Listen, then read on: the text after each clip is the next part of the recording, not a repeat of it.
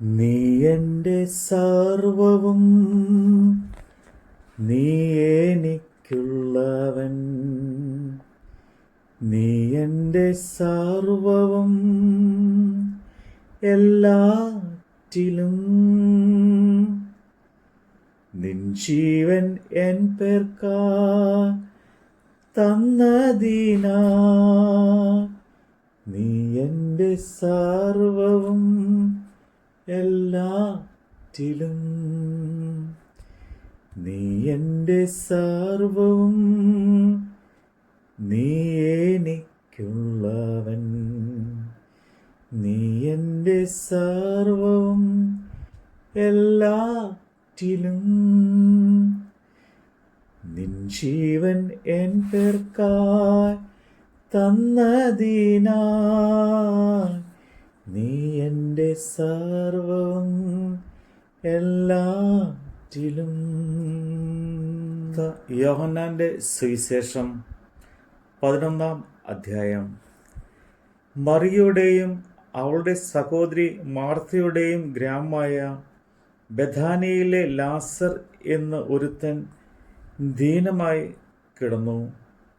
ഈ മറിയ ആയിരുന്നു കർത്താവിനെ പരിമള തൈലം പൂശി തൻ്റെ തലമുടി കൊണ്ട് അവൻ്റെ കാൽ തുടച്ചത്.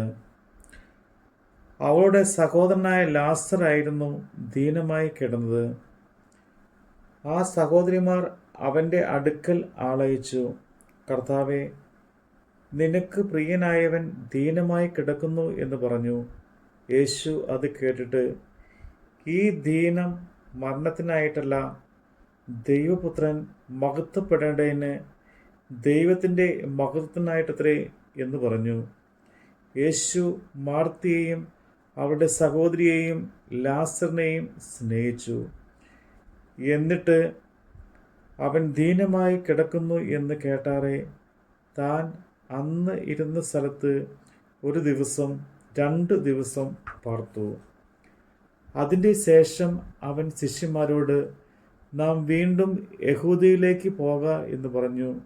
ശിഷ്യന്മാർ അവനോട്, റബ്ബി, യഹൂദന്മാർ ഇപ്പോൾ തന്നെ നിന്നെ കല്ലെറിയാൻ ഭാവിച്ചുവല്ലോ, നീ പിന്നെയും അവിടെ പോകുന്നുവോ എന്ന് ചോദിച്ചു. അതിന് യേശു, പകലിന് 12 മണി നേരം ഇല്ലയോ? പകൽ സമയത്ത് നടക്കുന്നത് ഈ ലോകത്തിൻ്റെ വെളിച്ചം കാണുന്നത് കൊണ്ട് ഇടറുന്നില്ല. രാത്രിയിൽ നടക്കുന്നവനോ അവന് വെളിച്ചം ഇല്ലായകൊണ്ട് ഇടറുന്നു എന്ന് ഉത്തരം പറഞ്ഞു. ഇത് പറഞ്ഞിട്ട് അവൻ, നമ്മുടെ സ്നേഹിതനായ ലാസർ നിദ്ര കൊള്ളുന്നു, എങ്കിലും ഞാൻ അവനെ ഉണർത്തുവാൻ പോകുന്നു എന്ന് അവരോട് പറഞ്ഞു. ശിഷ്യന്മാർ അവനോട്, കർത്താവെ, അവൻ നിദ്ര കൊള്ളുന്നു എങ്കിൽ അവന് സൗഖ്യം വരും എന്ന് പറഞ്ഞു. യേശു അവൻ്റെ മരണത്തെക്കുറിച്ച് ആയിരുന്നു പറഞ്ഞിരുന്നത്. ഉറക്കം എന്ന നിദ്രയെക്കുറിച്ച് പറഞ്ഞു എന്ന് അവർക്ക് തോന്നിപ്പോയി. അപ്പോൾ യേശു സ്പഷ്ടമായി അവരോട് പറഞ്ഞത്, ലാസർ മരിച്ചുപോയി. ഞാൻ അവിടെ ഇല്ലായ്കകൊണ്ട് നിങ്ങളെ വിചാരിച്ച് സന്തോഷിക്കുന്നു. നിങ്ങൾ വിശ്വസിപ്പാൻ ഇടയാകുമല്ലോ. എന്നാൽ നാം അവൻ്റെ അടുക്കൽ പോക എന്ന് പറഞ്ഞ് ദിദിമോസ് എന്നു പേരുള്ള തോമസ് സഹശിഷ്യന്മാരോട്, അവനോടുകൂടെ മരിക്കേണ്ടതിന് നാമും പോക എന്ന് പറഞ്ഞു. യേശു അവിടെ എത്തിയപ്പോൾ അവനെ കല്ലറയിൽ വെച്ചിട്ട് 4 ദിവസമായി എന്ന് അറിഞ്ഞു. ബഥാന്യ യെരുശലേമിനരികെ ഏകദേശം 2 നാഴിക ദൂരത്തായിരുന്നു. മാർത്തയെയും മറിയയെയും സഹോദരനെക്കുറിച്ച് ആശ്വസിപ്പിക്കേണ്ടതിന് പല യഹൂദന്മാരും അവരുടെ അടുക്കൽ വന്നിരുന്നു. യേശു വരുന്നു എന്ന് കേട്ടിട്ട് മാർത്ത അവനെ എതിരേൽപ്പാൻ ചെന്നു. മറിയയോ വീട്ടിലിരുന്നു. മാർത്ത യേശുവിനോട്, കർത്താവേ, നീ ഇവിടെ ഉണ്ടായിരുന്നു എങ്കിൽ എൻ്റെ സഹോദരൻ മരിക്കുകയില്ലായിരുന്നു. ഇപ്പോഴും നീ ദൈവത്തോട് എന്ത് അപേക്ഷിച്ചാലും ദൈവം നിനക്ക് തരും എന്ന് ഞാൻ അറിയുന്നു എന്ന് പറഞ്ഞു. യേശു അവളോട്, നിന്റെ സഹോദരൻ ഉയർത്തെഴുന്നേൽക്കും എന്ന് പറഞ്ഞു. മാർത്ത അവനോട്, ഒടുക്കത്തെ നാളിലെ പുനരുത്ഥാനത്തിൽ അവൻ ഉയർത്തെഴുന്നേൽക്കും എന്ന് ഞാൻ അറിയുന്നു എന്ന് പറഞ്ഞു. യേശു അവളോട്, ഞാൻ തന്നെ പുനരുത്ഥാനവും ജീവനുമാകുന്നു. എന്നിൽ വിശ്വസിക്കുന്നവൻ മരിച്ചാലും ജീവിക്കും. ജീവിച്ചിരുന്ന് എന്നിൽ വിശ്വസിക്കുന്നവൻ ആരും ഒരു നാളും മരിക്കുകയില്ല എന്ന് നീ വിശ്വസിക്കുന്നുവോ എന്ന് പറഞ്ഞു. അവൾ അവനോട്, ഉവ്വ് കർത്താവേ, ലോകത്തിൽ വരുവാനുള്ള ദൈവപുത്രനായ ക്രിസ്തു നീ തന്നെ എന്ന് ഞാൻ വിശ്വസിച്ചിരിക്കുന്നു എന്ന് പറഞ്ഞിട്ട് പോയി. തൻ്റെ സഹോദരിയായ മറിയയെ സ്വകാര്യമായി വിളിച്ചു, ഗുരു വന്നിട്ടുണ്ട്, നിന്നെ വിളിക്കുന്നു എന്ന് പറഞ്ഞു. അവൾ കേട്ട ഉടനെ എഴുന്നേറ്റ് അവൻ്റെ അടുക്കൽ വന്നു. യേശു അതുവരെ ഗ്രാമത്തിൽ കടക്കാതെ മാർത്ത അവനെ എതിരേറ്റ സ്ഥലത്ത് തന്നെ ആയിരുന്നു. വീട്ടിൽ അവളോടുകൂടെ ഇരുന്ന് അവളെ ആശ്വസിപ്പിച്ചിരുന്ന യഹൂദന്മാർ മറിയ വേഗം എഴുന്നേറ്റ് പോകുന്നു കണ്ടിട്ട് അവൾ കല്ലറയ്ക്കൽ കരയുവാൻ പോകുന്നു എന്ന് വിചാരിച്ച് പിൻചെന്നു.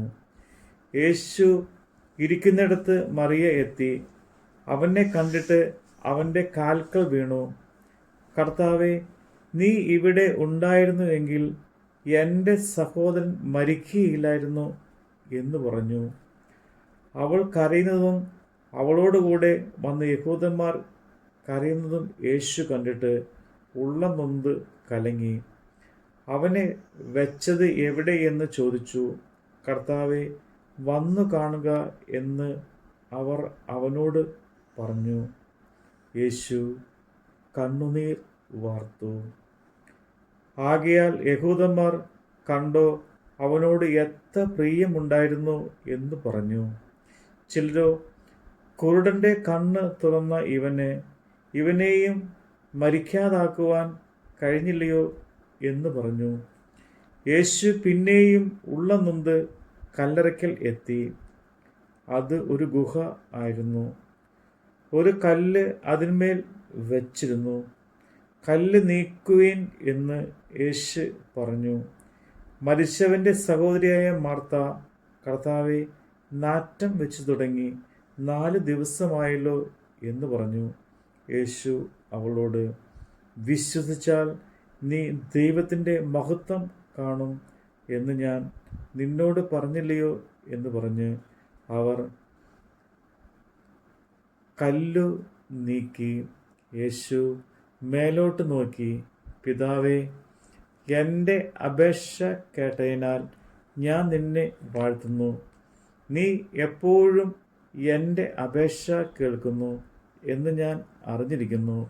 എങ്കിലും നീ എന്നെ അയച്ചു എന്ന് ചുറ്റും നിൽക്കുന്ന പുരുഷാരം വിശ്വസിക്കേണ്ടതിന് അവരുടെ നിമിത്തം ഞാൻ പറയുന്നു എന്ന് പറഞ്ഞു. ഇങ്ങനെ പറഞ്ഞിട്ട് അവൻ, ലാസറേ, പുറത്തു വരിക എന്ന് ഉറക്കെ വിളിച്ചു. മരിച്ചവൻ പുറത്തു വന്നു. അവൻ്റെ കാലും കൈയും ശില കൊണ്ട് കെട്ടുകയും മുഖം റൂമാൽ കൊണ്ട് മൂടിയുമിരുന്നു. അവൻ്റെ കെട്ട് അഴിപ്പിൻ, അവൻ പോകട്ടെ എന്ന് യേശു അവരോട് പറഞ്ഞു. മറിയയുടെ അടുക്കൽ വന്ന യഹൂദന്മാർ പലരും അവൻ ചെയ്ത് കണ്ടിട്ട് അവനിൽ വിശ്വസിച്ചു.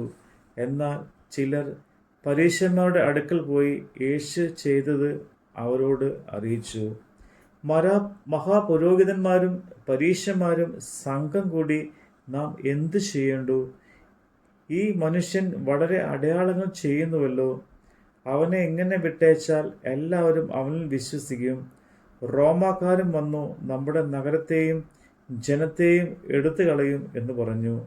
അവരിൽ ഒരുത്തൻ, ആ സംവത്സരത്തെ മഹാപുരോഹിതന്മാരെ മഹാപുരോഹിതനായ കയ്യാഫാവ് തന്നെ അവരോട്, നിങ്ങൾ ഒന്നും അറിയുന്നില്ല, ജനം മുഴുവനും നശിച്ചു പോകത്തക്കവണ്ണം ആ മനുഷ്യൻ ജാതികൾക്ക് വേണ്ടി മരിക്കുന്നത് നന്ന് എന്ന് ഓർക്കുന്നുമില്ല എന്ന് പറഞ്ഞു.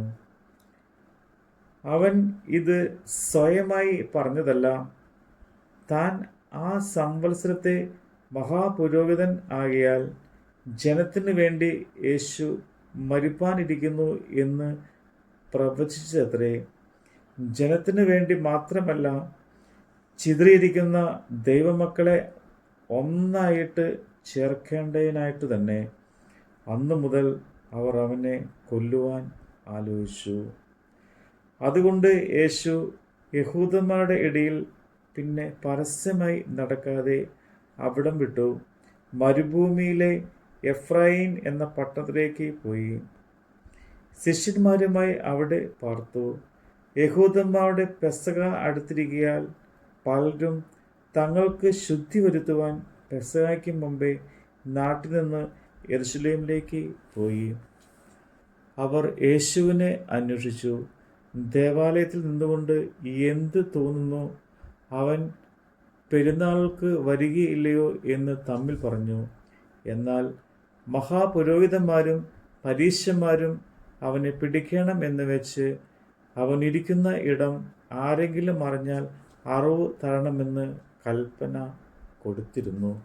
നമ്മുടെ കർത്താവിൻ്റെ വചനമാണ് നമ്മൾ കേട്ടത്. തേനിലും മധുരമാ, തേനിലും മധുരമാ യേശു ക്രിസ്തു മാധുര്യമാ. രുചിച്ചു നോക്കി ഞാൻ കർത്തൻ കൃപകളെ, യേശു ക്രിസ്തു മാധുര്യമാ. രുചിച്ചു നോക്കി ഞാൻ കർത്തൻ കൃപകളെ, യേശു ക്രിസ്തു മാധുര്യമാ.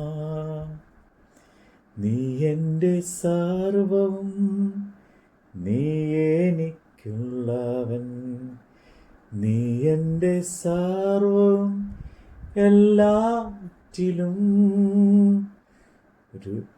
നിൻ ജീവൻ എൻ പേർക്കാ തന്നതിനാ, നീ എൻ്റെ സർവവും എല്ലാറ്റിലും.